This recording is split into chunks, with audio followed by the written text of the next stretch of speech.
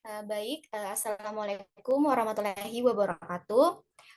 Perkenalkan, saya Maria Virus dengan NIM L0212111049, program studi manajemen sumber daya perairan. Jadi video ini dibuat untuk memenuhi salah satu tugas dari mata kuliah dasar-dasar AMDAL B. Adapun dokumen keandal yang saya ambil yaitu dari proyek Rumah Sakit Umum Daerah kelas B Provinsi Sulawesi Utara.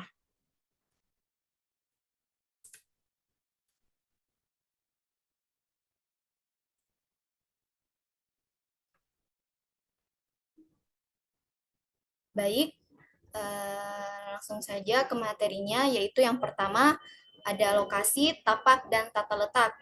Jadi lokasi rencana kegiatan pembangunan RSUD kelas B Provinsi Sulawesi Utara berada di Jalan Raya Bethesda, Kelurahan Kleak, Kecamatan Malalayang, Kota Manado, di mana kondisi existing adalah pembangunan RSJ Ratumbuisang. Jadi bangunan RSJ Ratumbuisang ini dibongkar secara bertahap. Di atas lahan tersebut telah berbangun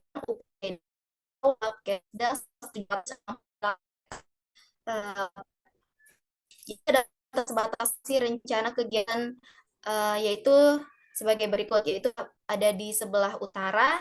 Jadi di masa utara ini terdiri dari Jalan Bethesda, merupakan pemukiman penduduk lingkungan satu dari Kelurahan Sario Tumpaan. Dan yang kedua itu ada di sebelah timur, Jalan Bethesda 1, pemukiman penduduk lingkungan satu Kelurahan Kleak.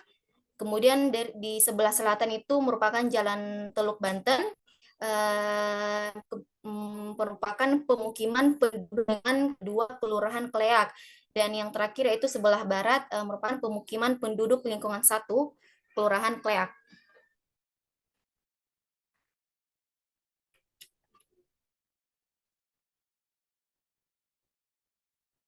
Baik, untuk materi selanjutnya yaitu identifikasi dampak potensial.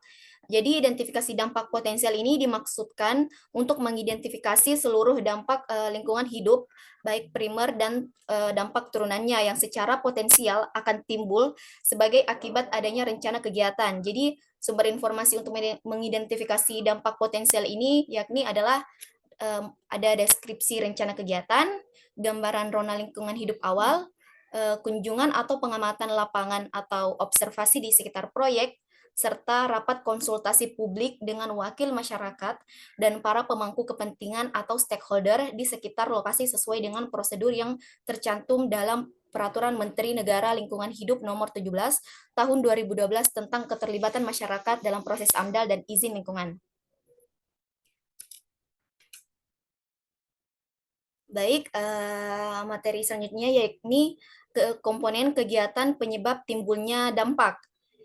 Yang pertama itu ada rekrutmen tenaga kerja, yang kedua mobilisasi dan demobilisasi, demobilisasi alat dan material, yang ketiga pembongkaran RSJ, yang keempat penimbunan dan pemadatan tanah, yang kelima pembangunan RSUD dan fasilitas penunjang, yang keenam itu pelepasan tenaga kerja konstruksi, ketujuh rekrutmen tenaga kerja operasi, dan yang terakhir yaitu aktivitas rumah sakit. Baik, untuk materi selanjutnya yakni batas wilayah studi.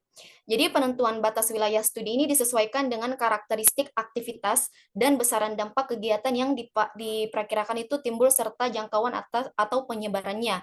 Jadi batas wilayah studi ini ditentukan berdasarkan pertimbangan luas sebaran daerah dampak yang terpengaruh oleh kegiatan proyek dan jenis dampak penting yang mungkin timbul.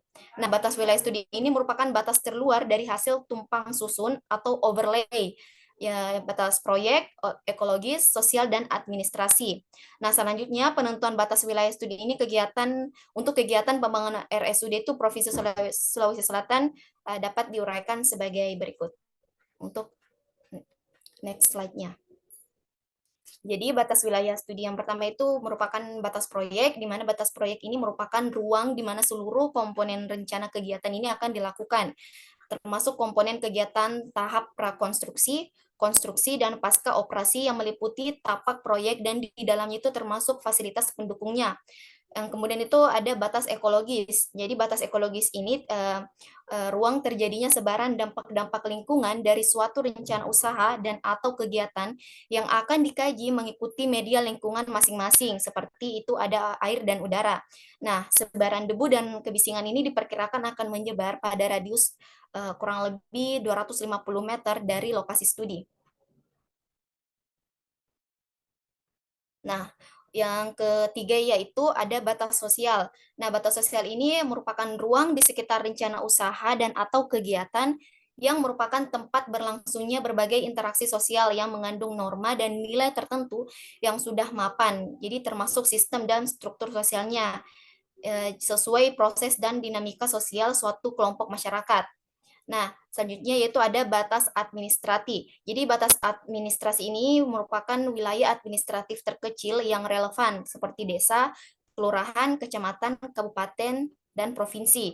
Yang dimana ini wilayahnya itu tercakup tiga unsur batas di atas. Jadi dengan menumpang susunkan atau overlay batas administratif wilayah pemerintahan dengan tiga peta batas seperti tersebut di atas, maka akan terlihat desa atau kelurahan, kecamatan, kabupaten, dan atau provinsi mana saja yang masuk dalam batas proyek, batas ekologis, dan batas sosial.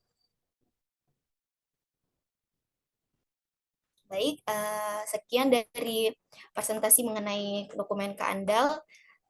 Lebih dan kurangnya mohon dimaafkan. Wassalamualaikum warahmatullahi wabarakatuh.